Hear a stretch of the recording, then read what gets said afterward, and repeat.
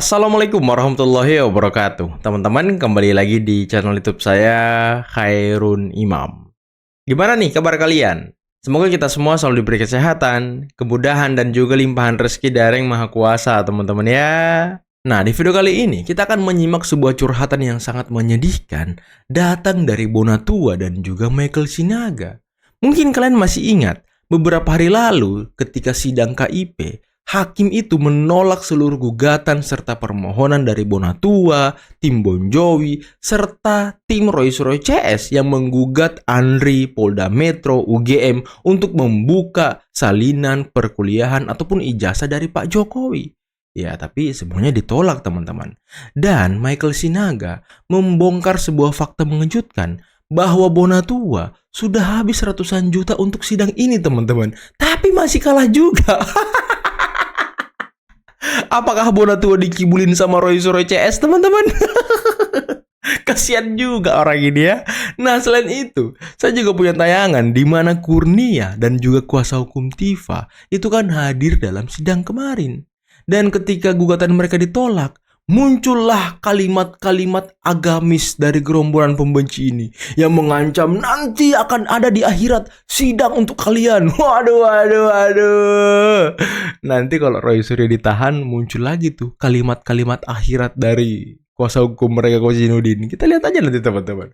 Dan mereka ini ya selalu merasa dirinya paling suci, so agamis dan lain sebagainya. Terakhir, kita akan mendengarkan perdebatan yang sengit antara Rampai Nusantara dengan Rolls-Royce CS, yang dimana Bung Semar membongkar, menghujat, menghajar habis-habisan jejak rekam dari Roy Suryo yang sangat buruk tentunya, teman-teman. Oke, sebelum kita mulai videonya, jangan lupa like, subscribe, dan share. Dan tanpa perlu berlama-lama lagi, mari kita mulai videonya berikut ini. Berarti hari ini jangan sampai ada lagi nih channel-channel yang lain-lain ini yang nyebut-nyebut, weh kalah, Jokowi menang, Bonatua kalah udah bangkrut gitu ya. Bonatua udah kalah, udah bangkrut. Memang Pak Bonatua ini sudah habis ratusan juta mungkin kalau dari pemikiran saya ya, dari hitung-hitungan saya. Ya ratusan juta dapat lah. Sampai ke Jawa Tengah, sampai kemana, kayak saya juga lah keliling-keliling. Tapi ya itu demi bangsa dan negara gitu kan. Bahwa keputusan hari ini sebagaimana disampaikan oleh Ketua Advokasi kami adalah keputusan yang sudah kami duga ya. Tetapi kami harus sampaikan pada momentum ini bahwa ini adalah keputusan yang sangat mengecewakan. Mengapa? Karena keputusan ini sangat penting untuk menjadi preseden bagi sengketa informasi publik di masa depan. Kemudian tolak ukur keterbukaan dokumen publik dalam proses demokrasi dan ukuran akuntabilitas lembaga penyelenggara pemilu. Waduh. Kami sebenarnya berharap banyak karena KIP ini dari sekian banyak pemantauan kami merupakan benteng terakhir daripada perjuangan ini. Baik. Dan tentu saja ini sangat mengecewakan. Baik, tapi tentu saja kami tidak ada lagi yang bisa dilakukan kecuali menerima dan mungkin akan melakukan upaya lainnya. Terima kasih. Majelis akan membacakan ketentuan yang sudah cukup ya, Artinya poinnya sudah bisa diterima. Intinya kan saudara sudah cukup. Saudara sedikit boleh dong, sedikit. Paling setengah 30 detik aja. Ya kasih aja sedikit, boleh kan? kasih aja. Poin aja ya, baik. Oh iya. Ya. Poinnya hanya persoalannya nanti di akhirat aja nanti. Bagi baik. siapapun yang memang Di ini akhirat? ternyata tanda kutip direkayasa, akhirat itu yang akan menunggu siapapun. Baik. Ngancam-ngancam bahwa di akhirat akhirat ya itu kan? ada ancaman dan pasti mereka itu akan mati dan akan dipertanggungjawabkan, minimal dikubur gitu loh ya. Karena kalau kita mau bicara peraturan apa mau dibicarakan, semuanya equality before semuanya hilang. Tidak ada persamaan di depan hukum. Kalau sudah menyangkut nama Jokowi, tidak akan pernah bisa mencari keadilan ya. Mana mau mencari ada. hakim yang objektif, yang benar-benar menegakkan keadilan, zong. Pokoknya, kalau mereka kalah di pengadilan dalam gugatan melawan Pak Jokowi, dibilang rekayasa lah, dibilang ini abal-abal lah, hakimnya tidak netral lah. Aduh, dibilang negara ini masih dikontrol Pak Jokowi lah. Aduh, dan tadi, ya nanti di akhirat, ngancam-ngancam hakim dengan akhirat ya kan. Senjata terakhir, Bung. Kasihan banget. Aduh, udahlah, jangan selalu bermain dengan narasi-narasi agama. jangan sensitif gitu ya kan. Akademisi Tifausia Tias Sumalias, Dr. Tifa ikut menyoroti banjir bandang dan tanah longsor di 3 provinsi. Dr. Tifa belak-belakan menyebut banjir itu merupakan hasil keserakahan dari rezim Joko Widodo. Hal itu disampaikan Dr. Tifa melalui tweetannya di akun X pada Senin 1 Desember yang menyoroti penyebab banjir yang melanda sejumlah wilayah di Sumatera dan Aceh. Menurutnya, bencana itu sebagai akumulasi kerusakan lingkungan dalam 1 dekade terakhir. Dr. Tifa menuliskan cuitannya dengan judul Banjir Sumatera ketika alam menjadi saksi bisu kejahatan 10 tahun. Pihaknya melihat jejak tangan kekuasaan di balik bencana tersebut. Hal itu karena Dr. Tifa menilai banjir tidak datang dari langit begitu saja, namun dari tanah yang dilukai dengan sengaja. Yang menilai alih fungsi lahan, pembukaan hutan hingga praktik pertambangan dan perkebunan yang tidak mempertimbangkan daya dukung daerah aliran sungai. Itulah yang disebut menjadi faktor memperparah risiko Peneliti bencana. kudet ini ya kan. Nah, lihat nih Tifa. SBY pegang rekor presiden pemberi konsesi lahan hutan terbanyak. Waduh, 55 juta Tifa. Coba tengok ini. Peneliti kok datanya nggak ada gitu ya kan. Peneliti kok berdasarkan perasaan. Aduh, peneliti kudet kau rupanya. Ah, nggak jelas juga peneliti ini. Siapa itu Bang? Bang Mardiansyah. Nggak ada lah, tapi yang pasti bayaran begini. semua di sana, Mbak.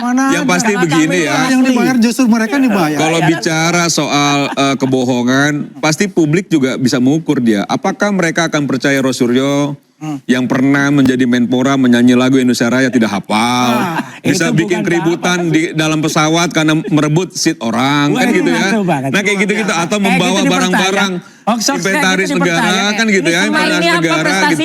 Bukan, maksud saya, jangan juga menuding-nuding orang bohong-bohong, tapi reputasinya sendiri diragukan gitu loh. Pernyataannya gitu loh. Bang, soal kita kembali ke mungkin lah publik percaya. Ini yang percaya untuk soal Itu kan fakta ya. Soal sedih dan pedih. Itu fakta loh. sebentar, kita dengarkan dari Bang Lukas. Kalau kita sudah dengar dari Bang Roy. Meluruskan orang-orang nggak punya prestasi pemahaman sedih dan pedih yang disampaikan Kurnia ya. Coba kita untuk tidak menyerang secara personal ya, Bang. Pak Kurnia menyatakan sedih dan pedih itu personal itu bukan sedih dan pedih karena kekalahan. Dan itu adalah inventaris negara dibayar pakai uang rakyat. Baik, sedih dan pedih karena silakan Bang Lukas dulu ya. Kita dengarkan Bang Lukas dulu. Saya nggak suka kalau dianggap personal, itu bukan sedih dan personal. pedih itu bukan karena gugatan ditolak.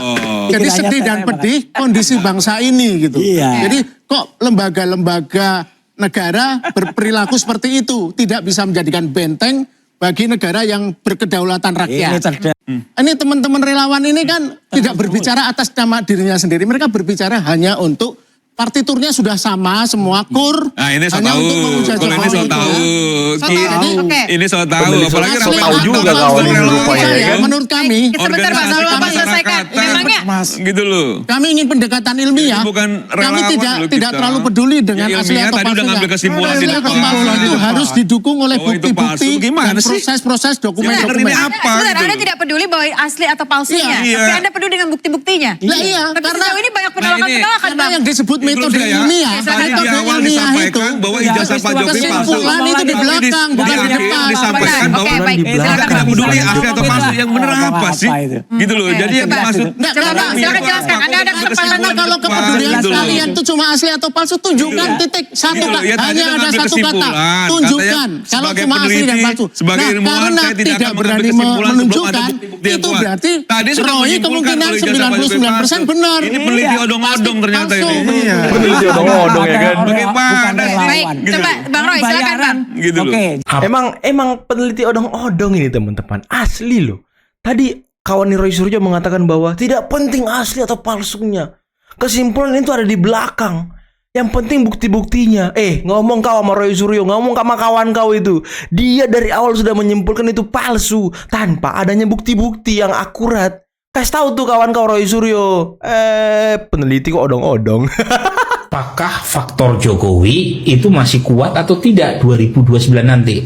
Satu, jelas Pak Jokowi tidak lagi menjadi presiden sekarang ini. Otomatis dia tidak punya kekuasaan untuk menjaga popularitas yang bisa diberikan berkahnya buat Pak Prabowo. Tetapi secara sosial kan bisa diuji dalam survei. Dan survei saya menemukan efek sosial elektoral Pak Jokowi masih tinggi. Dan panggung Pak Jokowi setiap hari, Prof. Depan setiap hari dia buka pintu buat orang Dan nongkrong depan rumah. yang kedua, panggung itu diciptakan oleh musuhnya sendiri, Roy Suryo, itu kan menciptakan panggung buat Pak Jokowi secara tidak langsung ya, maupun langsung. Jadi yang membuat popularitas beliau tetap terjaga. Jadi secara tidak sadar sebenarnya Roy Suryo dan kawan-kawan ini sebenarnya sedang mendukung Pak Jokowi dalam bentuk lain. Ini kan ada dua hal ini. Yang satu itu upaya untuk memperjuangkan nama baik. Upaya untuk memulihkan nama baik melalui jalur hukum. Yang kita apresiasi itu, yang saya pribadi juga apresiasi adalah kesabaran Pak Jokowi selama mungkin lebih dari 1 tahun. Dikuyo-kuyo dengan hal ini terus-menerus.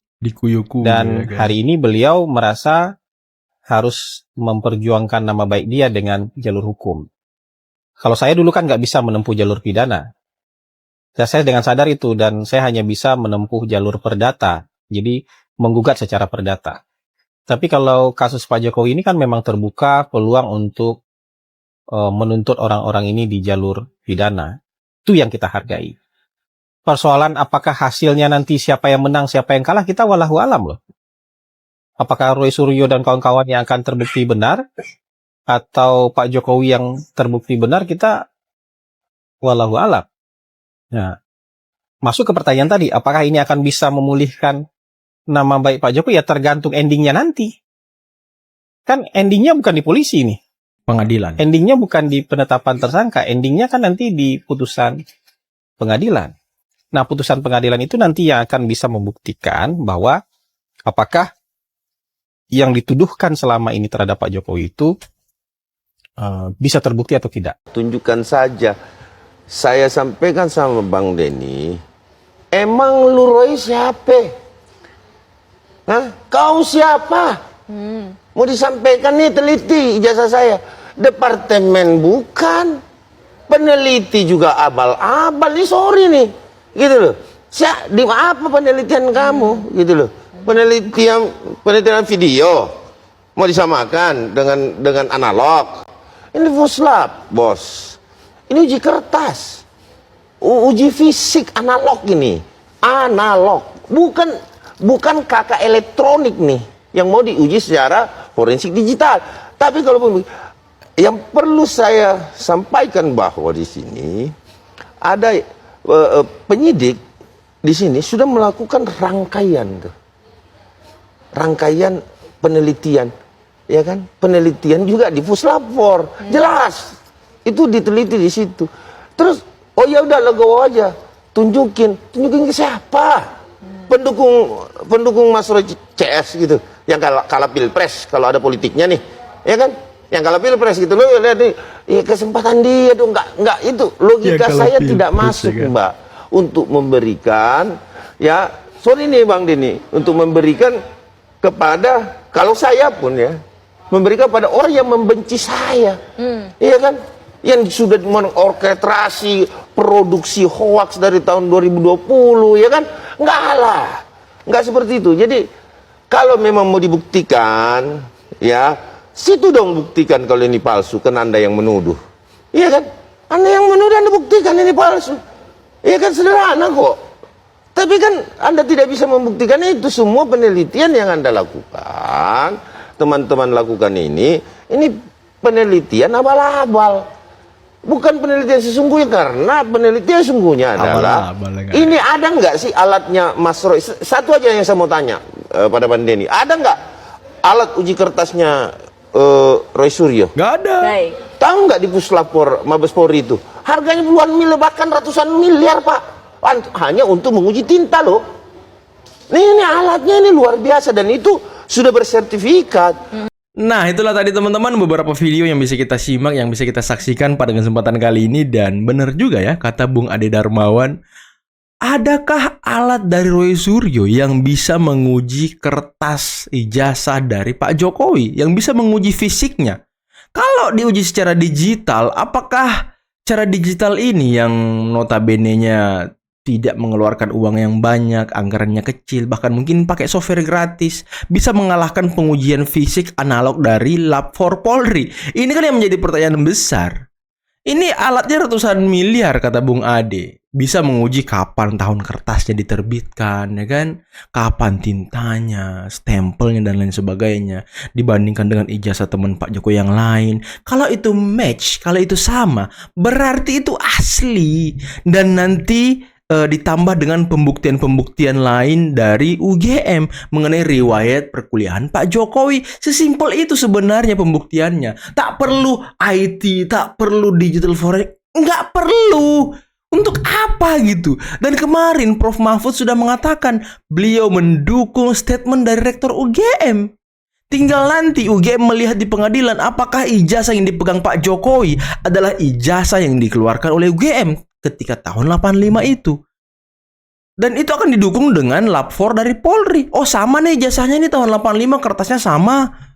Tintanya juga sama tahun 85, ya berarti pas, match. UGM tinggal, oh ya benar, itu ijazah yang kami keluarkan. Udah clear. Apalagi ada embossnya misalnya, ada watermarknya misalnya. Selama ini kan Roy Suryo mengatakan tidak ada watermark, yang tidak ada embossnya, karena dia hanya melihat dari uploadan orang di media sosial, dan itu notabene-nya sudah terkompres sana sini, bukan file aslinya. Coba kalau file aslinya di scan, ijazah asli Pak Jokowi di scan. Tapi ya tenang saja teman-teman, nanti Pak Jokowi sudah menyatakan sikap bahwa nanti akan diperlihatkan di pengadilan. Mulai dari ijazah TK, saham, TK mungkin enggak ya, karena waktu itu belum ada TK teman-teman. Ijazah SD sampai kuliah, nanti akan dibawa sama Pak Jokowi. Tenang saja teman-teman. Jadi ya, untuk kalian yang masih terpengaruh dengan apa ya, narasi-narasi sesat, narasi-narasi liar dari Roy Suryo, ya mungkin kalian harus cepat-cepat bertobat gitu ya kan. Dan tadi Bung Rampai Nusantara, Bung Semar, waduh, membabat habis Roy Suryo CS, menghajar habis-habisan jejak rekam dari Roy Suryo CS yang sangat buruk tentunya teman-teman. Rupanya dia pernah menggeser kursi pesawat orang saat jadi menteri. Waduh, arogan sekali kawan ini ya kan, baru jadi menteri menggeser kursi orang. Aduh, Bung Roy, gimana dia membawa inventaris negara ya kan? Dahlah teman-teman. Emang nggak ada ininya. Ditambah lagi salah satu peneliti abal-abal tadi, si Tipa itu. Aduh, aneh-aneh juga orangnya. Katanya Pak Jokowi keserakahan 10 tahun menyebabkan banjir di Sumatera. Hey, peneliti kok nggak ada datanya? Pantesan aja kemarin siapa Faisal Assegaf mengatakan bahwa Tifa katanya tuh mendapatkan apa ya, dari alam goib gitu ya kan, petunjuknya sampai dia bisa mengatakan ijazah Pak Jokowi palsu. Waduh, dari alam goib nggak tuh? Aduh, emang masih ada yang percaya sama Tifa? Aku tuh geli lihat orang ini loh. Pengen apa tuh? Enak gitu lihat mukanya. Aduh, gimana teman-teman ya? Kalau dia ngomong tuh sok-sok pinter, sok-sok iye, padahal aduh nggak banget gitu loh, nggak banget orang ini, bukan peneliti orang ini teman-teman. Udahlah, kalau ada yang percaya sama orang ini, aduh, kayaknya harus dipertanyakan gitu pikiran dan otaknya apa isinya. Aduh, dan Bunda Tua kasihan ya, habis ratusan juta dikibulin sama Roy Suryo. Habis ratusan juta kali di pengadilan, kasihan banget orang ini. Oke lah teman-teman, mungkin cukup sekian dulu video kali ini. Jangan lupa like, subscribe, dan share videonya. Kalau videonya diteruskan nanti omongan saya makin kasar, jadi jangan teman-teman. Akhir kata, billahi taufiq wal hidayah. Assalamualaikum warahmatullahi wabarakatuh. Bye bye.